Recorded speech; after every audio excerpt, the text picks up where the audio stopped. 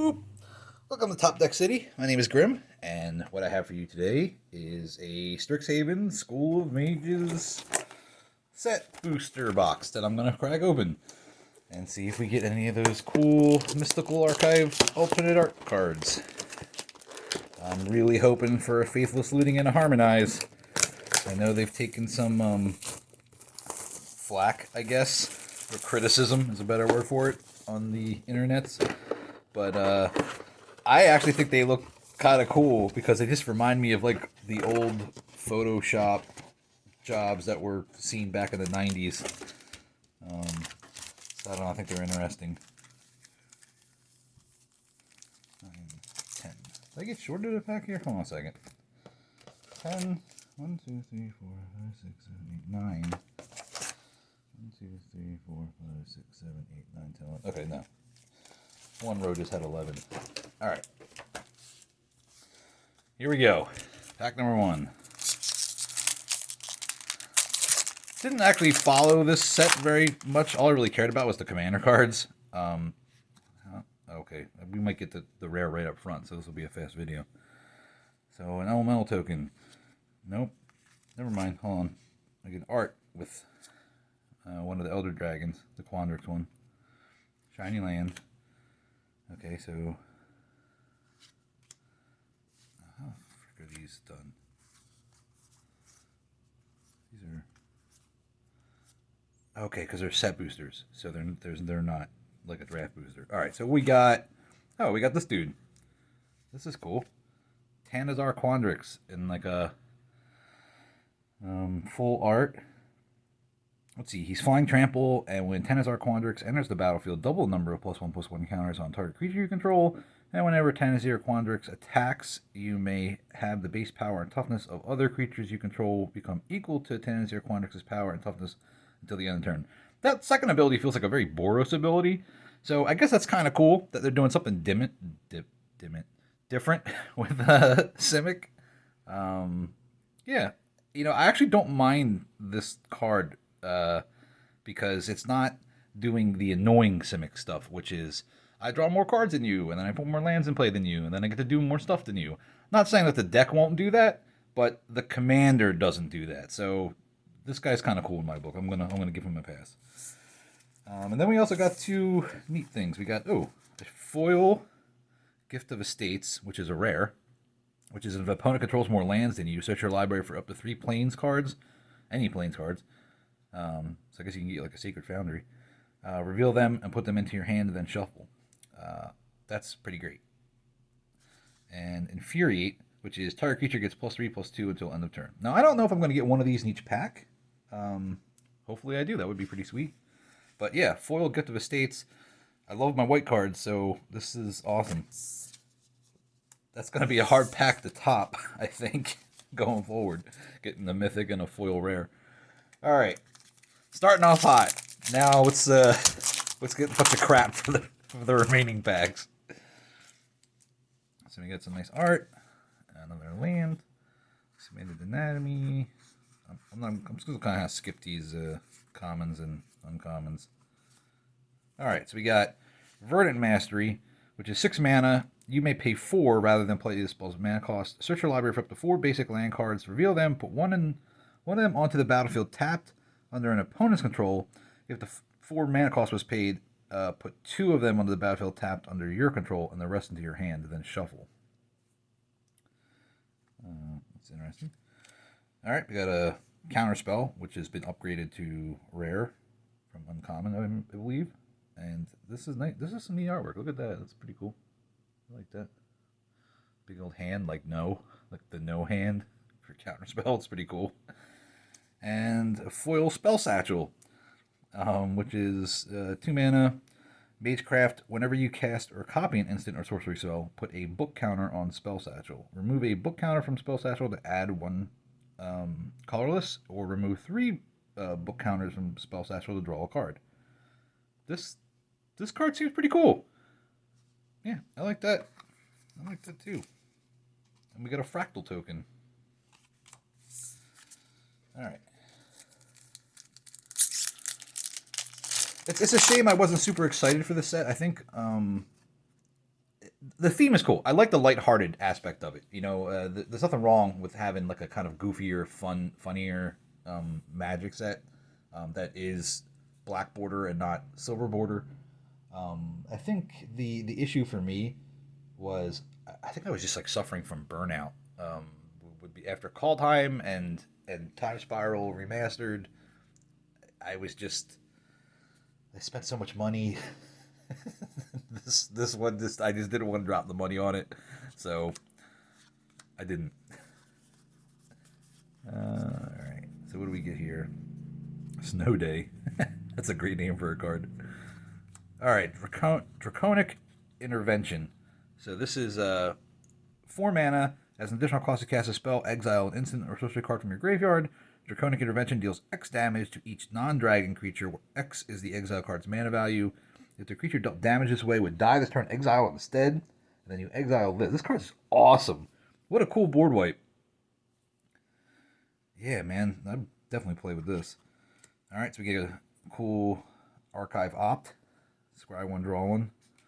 And then the Campus Guide. Oh, and Brink of Madness, which is 4 mana. And it has, during your upkeep, if you have no cards in hand, sacrifice a Brink of Madness, and target opponent discards all the cards in their hand. In his or her hand. They didn't upgrade that? That's kind of funny. Interesting thing about this card, the flavor text has Carrick, Sleeper Agent, and I don't know how much people know about Magic lore, but Carrick is the Crick, the K, was it K apostrophe RRRK guy from, what was it, Commander 2019 or Commander 2020. He was the Phyrexian guy, the son of Yawgmoth, who you could pay life instead of casting him, and then whenever you cast like a black spell, you could pay life instead of paying the black mana symbols. But anyway, in lore, his name was Carrick, and he goes to Teleria, and then he ends up like wooing Joyra and getting her to fall in love with him, and then she ends up getting killed in like the Phyrexian invasion, and then he gets trapped in this like this temporal time portal thing that Urza created with Karn, and then while he's in this time portal, he creates this Phyrexian army to invade Dominaria, and at that point he changes his name to Crick, or however you want it, Carrick. But yeah, Carrick was his, I guess, human-y name that he used when he was invading Teleria. Oh, cool. We got the Avatar token. I hope we get this card, because this looks like a really fun commander to build. Alright. That's the stuff. Flunk. Alright, Quandrix Command. It's a choose 2. Return target creature or planeswalker to its owner's hand. Counter target artifact or enchantment spell. Put a +1/+1 counter on. Put 2 +1/+1 counters on target creature, or target player shuffles up to 3 target cards from his or her graveyard into their library. And we get another rare, and Torrent Sculptor, which is 4 mana for a 2/2 Merfolk Wizard with Ward.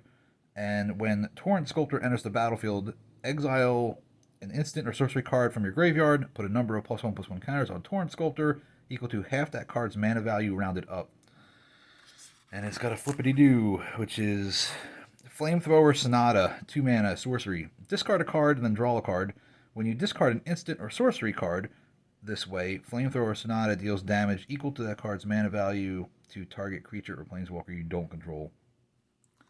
And then Agonizing Remorse.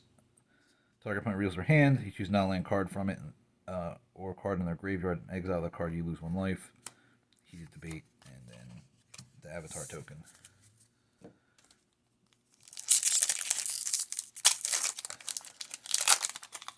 gotta speed this up. Alright. Art. Let's see what we get. Rutha. Oh, nice. Orc Shaman. That's so cool.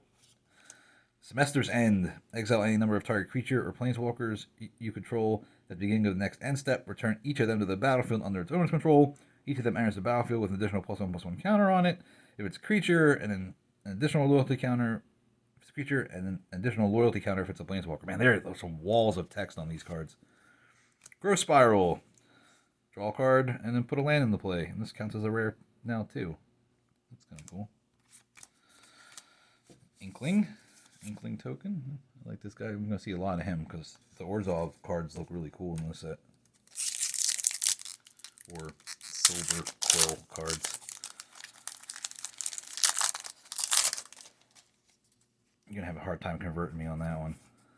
I like the Ravnica Guilds better. Multiple choice. Oh, Jesus, look at this wall of text. All right. If X is 1, scry 1, then draw a card. If X is 2, you may choose a player. They return a creature they control to the owner's hand. If X is 3, create a 4/4 blue and red elemental creature token. If X is 4 or more, do all the above. Another Draconic Intervention. Shock. A Verdant. This is a fucking awesome back. Look at this shit. You got a rare, and a cool shock.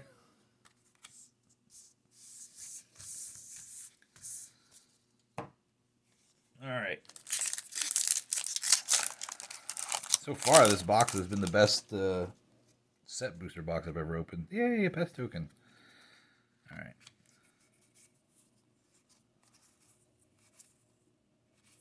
Alright, we got a land. Shine Shadow Snarl. It's the reveal land. You reveal a plains or a swamp, then you can put this into play untapped. Cultivate. That's nice. Can never have too many of those. Carrick Wrangler. Okay. Well, as a commander player, the lands are sometimes more important to me than the actual, non-land rares.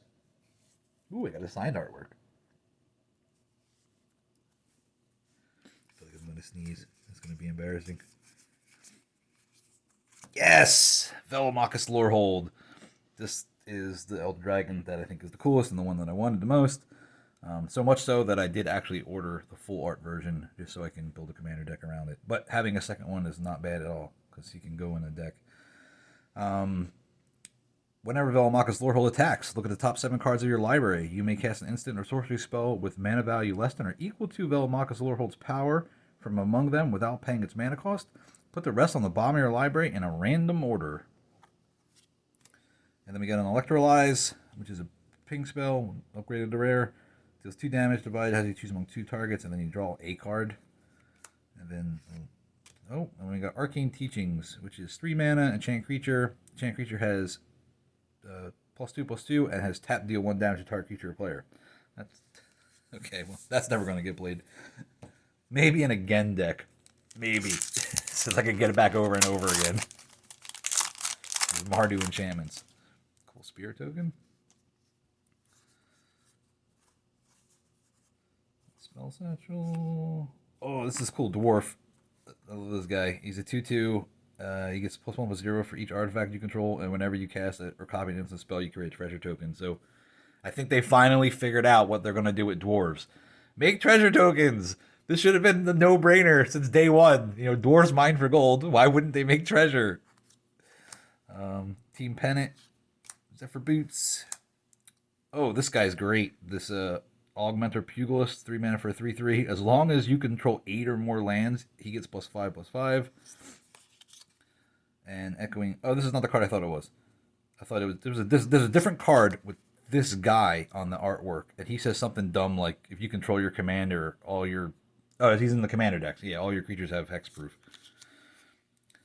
Choose target creature you control. Each other creature you control becomes a copy of it until end of turn, except those creatures aren't legendary. Oh, well, this is still a cool ability. All right, this card's not as bad as I thought it was. I like that. All right, eliminate, destroy target creature or planeswalker with mana value 3 or less. Snakeskin Veil, put a +1/+1 counter on target creature you control. It gains hexproof until end of turn, and it's foil. And the Spirit. These packs are taking a long time to open. I'm sorry.